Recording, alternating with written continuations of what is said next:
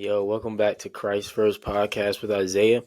And last night, we were Tatiana on here, talked about godly relationships. It was a real good video. I'm gonna put that up there. We had a good time on that, and the Spirit really led that too, honestly. But today we're gonna get into something serious, something I used to deal with, something I used to be stuck in for a while, and I didn't know I was until, of course, people told me on the outside. But today we're gonna talk about depression. And depression is a very serious thing, and it's yeah, it's something crazy because most of the time you don't know you're in it. Sometimes you do know you're in it, but you can't get out of it. It's a lot. I haven't been faced with depression anymore since then. Since like freshman, like junior or sophomore year, like I haven't been faced with that stuff anymore. But I think it's with the grace of God, thankfully, He's shown me the signs of when it's about to happen or when it's trying to get on me. And now to the point where I don't even think thoughts, to the point where it does come on me. You know what I mean? But yeah, so what we're gonna go into is Psalms 102. In Psalms 102, um, I picked this one because in this depression is being talked about. Like he was depressed during this. It says a prayer of an afflicted person who has grown weak and pours out a lament before the Lord. So you could tell this man's in deep sadness, and yes, he's grown weak. But when you're in sadness, your spirit is weak. Also, you don't really feel like doing anything, and you know. So yeah, we're gonna read this, and then I have some other verses to go through to give y'all hope in depression, or if you're going through that right now, or if you're trying to figure out how to get out of it, whatever it is. I have some verses here to help, and we're gonna go over those too. So let's start this off. Psalms 102. Hear my prayer, Lord. Let me cry for help. Come. Oh, my fault. Sorry. I'm over here tripping. Hear my prayer, Lord. Let my cry for help come to you. Do not hide your face from me when I am in distress. Turn your ear to me. When I call, answer me quickly, for my days vanish like smoke. My bones burn like glowing embers. My heart is blighted and withered like grass.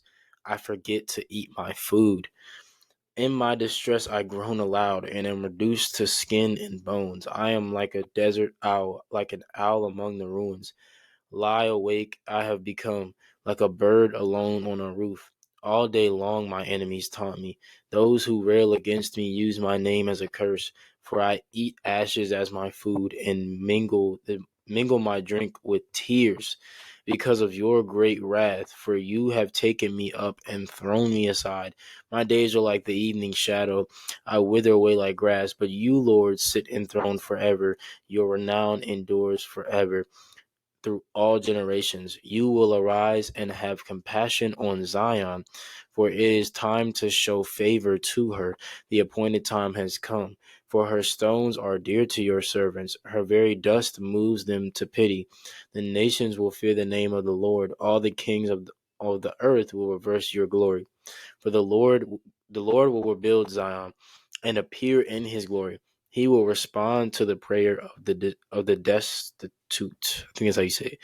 He will not despise their plea. Now, this was important. If you're in this sadness, in this depression right now, he will respond to the prayer of the destitute.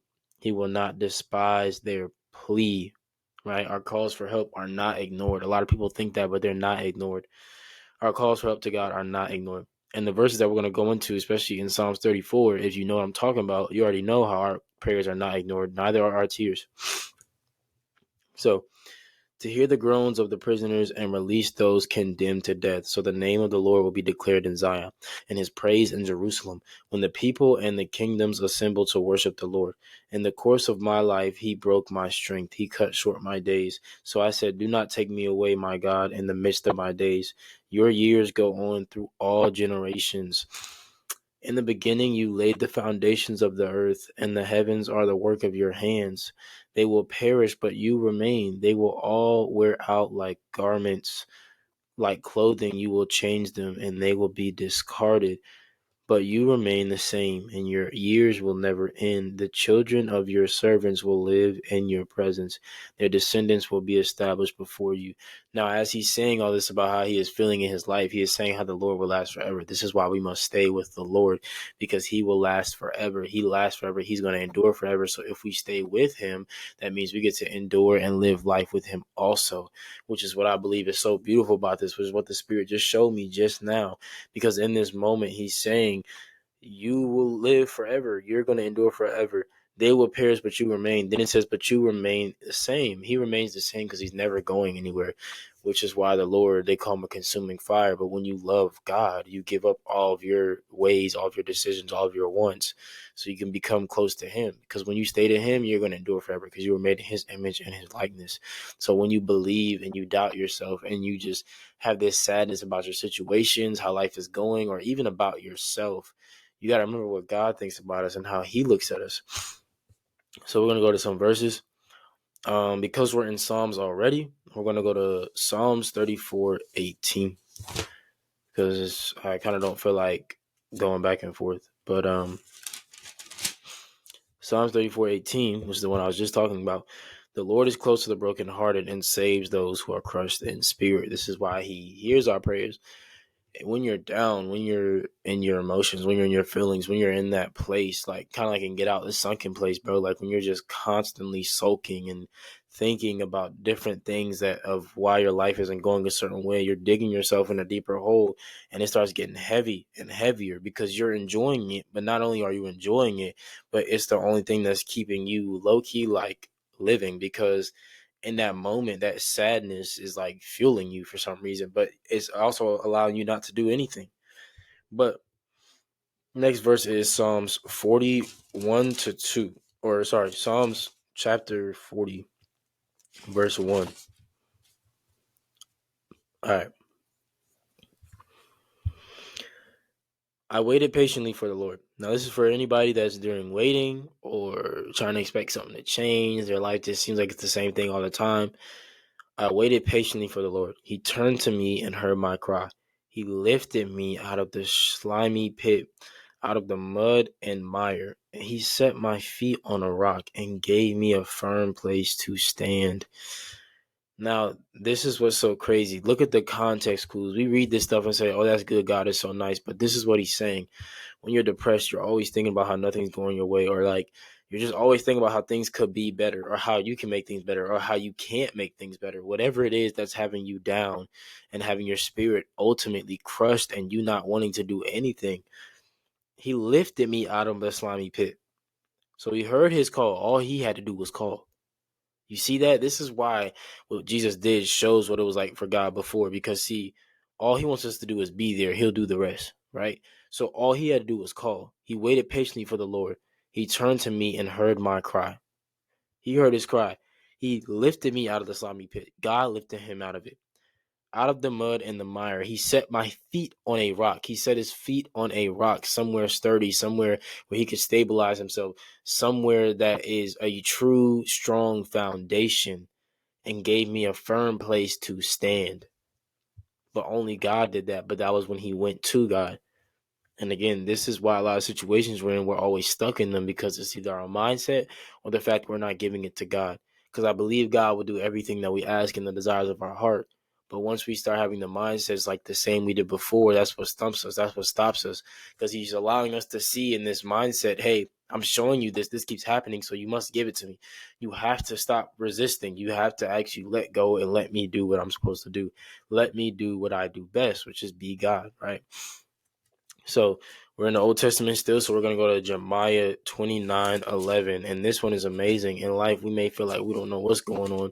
We may feel like we don't understand what's next or how to do what we're supposed to do.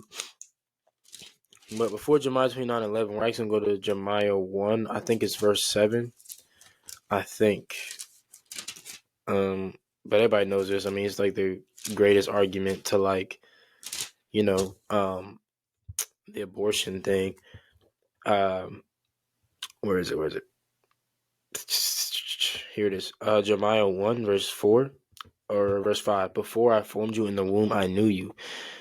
Before you were born, I set you apart. I appointed you as a prophet to the nation. Now, he was talking to Jeremiah, but he also means us because he knew us, right? The word of the Lord came to me saying, before I formed you in the womb, I knew you. God knew us before that. This is the reason why he doesn't want us to live in sin, because he understands that sin isn't who we are, right? Sin has nothing to do with who we are. And yeah, that's the message I'm doing actually at my church. Well, at my mom's church this Sunday. I'll be doing something on, like basically hell. And man, I'm gonna be in there. I'm gonna record it. Obviously, I'm gonna probably put it on YouTube too, but man, I'll be in there. Um, but a letter to the exiles, Jeremiah 29, and we're gonna go to 11. Verse 11 says, "This was amazing. Well, sometimes we think we don't have everything under control, and we don't know what's next, and the way stuff is looking doesn't look like it's gonna happen. I mean, it just looks hopeless. It looks like there's no way out of this because everything that's happening is hurting me, right? But this right here is a moment where you must embrace the Lord's trust in this verse. For I know the plans I have for you, declares the Lord. Plans to prosper you and not to harm you. Plans to give you hope and a future. Then you will call on me and come and pray to me, and I will listen to you. You will seek me and find me when you seek me with all your heart. I will be found by you, declares the Lord, and will bring you back from captivity." Now I was supposed to read 11, but I just felt like reading the rest. Guys, this alone is telling you to trust God in this moment. Like, even when you're having these down moments, it's telling you to trust God.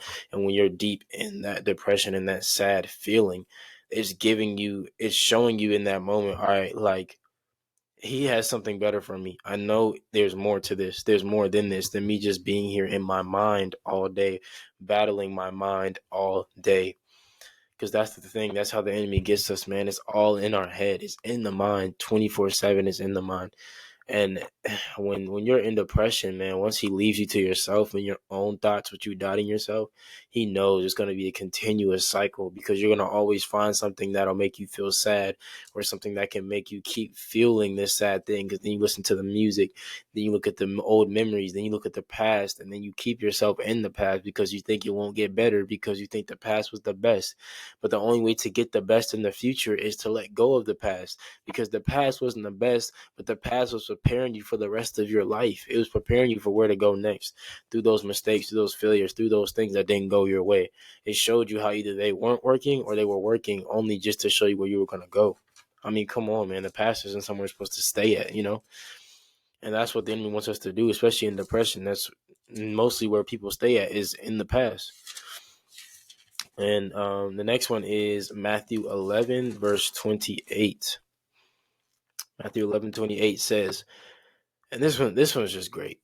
This one's just great, man. And this is Jesus saying this. I mean, like, you're gonna have situations where you, man, where it just seems like everything's too much.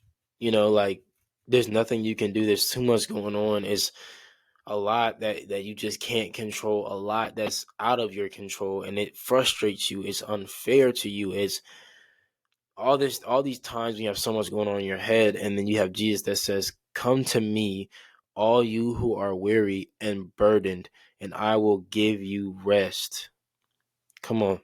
Not only that, this next part, "Take my yoke upon you and learn from me, for I am gentle and humble in heart, and you will find rest for your souls. For my yoke is easy and my burden is light." Because, see, humans go off of work. Humans go off of works and what to do to, what's it called, to get respect or to get praise. It's all off of works, but that's not how God works. God works off of faith, which is why he gets us rest for our souls. Because if we try to win the victory through our works, it will never happen. But because of Jesus, now we can rest in victory. We can rest in victory because, yes, there's going to be fights and battles, but the point is, we already won. We're already at that finish line. But the thing is, we must do the work that God is leading us through and working out of us, you know what I'm saying, and want to let go of things. So then next we have John 16:33. But that last one was Matthew 11:28. I really love that one. That one's really good. He says, like, I like the other version though, but my Bible's in NIV, so I gotta get a new Bible for real. But yeah, John 16:33.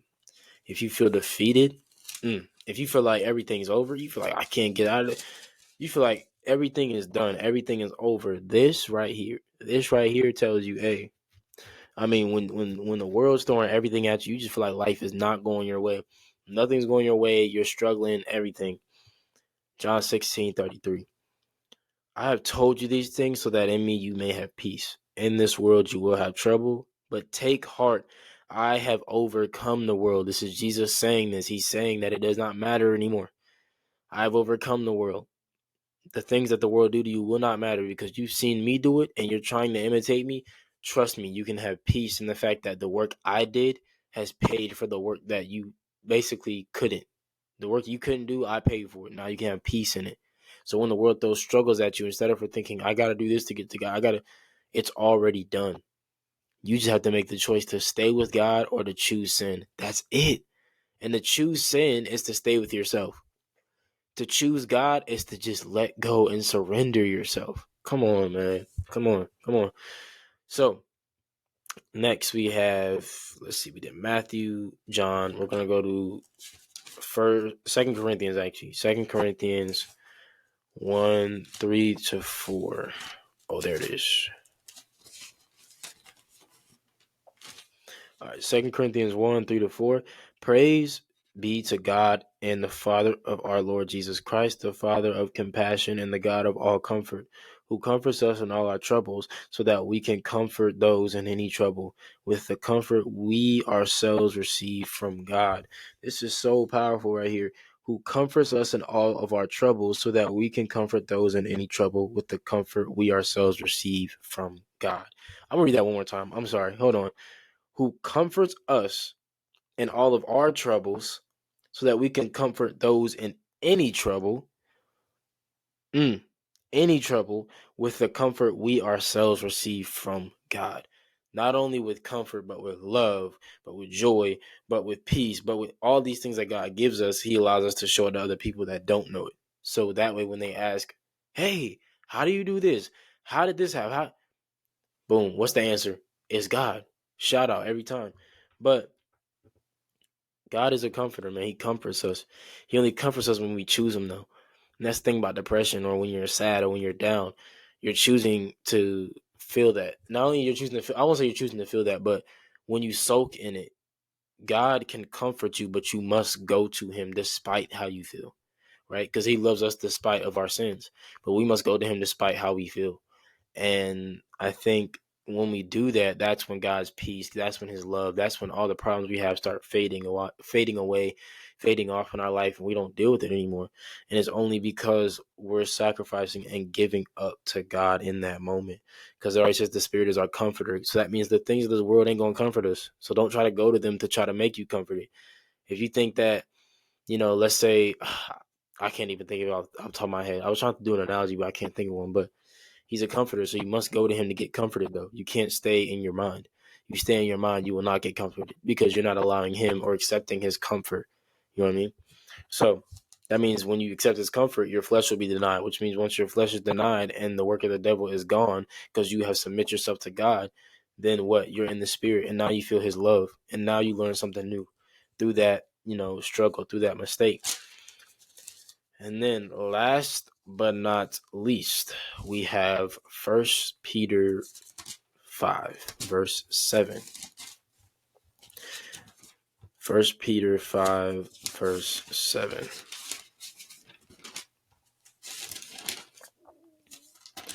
All right, 1 Peter 5, verse 7 says this. Where is it? Oh, cast all your anxiety on Him because He cares for you. Humble yourselves, therefore, under God's mighty hand, that He may lift you up in due time. Cast all your anxiety on Him because He cares for you. So lastly, when we're anxious, when we have things going on in our mind too much, give it to God. Because in those moments when you give it to Him, you're letting go of it. And once you cast it to Him, you're letting go of all that doesn't need to be in you. And you're allowing what needs to be in you to come in, which is God's love and all of that. Because in the middle of you speaking, the Spirit will help you realize, hey, wait a second. Everything I'm saying, I know the truth. It's against God's word. Let me get back to this word. Let me get back to praying. Let me focus back on God, because I realize the stuff I'm saying is how I felt. But if I bottle it up, it'll build up to something even worse. And if you cast it all into God, then you've let everything out, and you know the man that you trust has heard it, taken it into account, and is not going to help you get through it. That's all he wants us to do, is to choose him. That's all God ever wants us to do, is to just choose him, because he loves us. And the thing is, he's not going to force us, and we all know this. So he loves us, but he just needs us to choose him in order to show us that love. God's love is everywhere. It is, but we have to accept it, and people don't. They reject his love. And because they reject his love, then they have bad things that happen in their life. They have situations that just get worse. Their life is a mess. They're a mess. I mean, it's all because they choose to live away from God, and they're stubborn to the fact that they don't want to actually give up their life to him. And that's the sad thing about it. But our job is to show them that love, comfort them in those moments, because show them the things that God has showed us. So that way, when those times they get low, they realize there's only one way I can get back up. Just like with the Israelites, he knew they were going to leave, so he would hand them over to their enemy until they realized they needed him. And this is what God does with humanity now. Every time we choose not to be with God, he leaves us to our own devices, which leaves us in his wrath, his anger, all these bad things that happen to us, for us to finally realize, okay, I can't do this alone. I have to do it with him. All I've been hearing is about this man. So maybe this man is the key to all my problems. Come on, man. Simple as that. So with this being said, hopefully these verses help somebody out there, and just like a word of encouragement. But depression is a very serious thing, and I believe Jesus can definitely help you get out of those things, because depression is something he wants his creation to have. And once you're, um, a born again believer, that stuff, I don't think the Holy Spirit will allow to sit in it. Because once you keep accepting God's love, that will be removed. That will be out of your body, because when you accept his love, then you become and glorify him more. And if you're going to glorify him, his people do not suffer with depression. They don't deal with depression, because once you're glorifying him, that means his healing, his peace, his everything good is flowing out through you. So nothing bad should be attacking in you, because all that's in you is good fighting against the bad, right? So that's going to be it for this one. Um, I'm going to pray for y'all, especially y'all out there that are dealing with that and still trying to overcome it. Today, just remember these verses, really put these in your mind, or just look at them at times when you're down or feeling like something isn't going to work or something's not going your way. Just remember, God's always there. He never leaves. There's a bunch of verses in the Bible where God's saying he'll never leave us or forsake us, or where he's just near us every time, or he's close to us, because he is near us, but we have to accept him. So, yeah, I'll see y'all later, and until next time.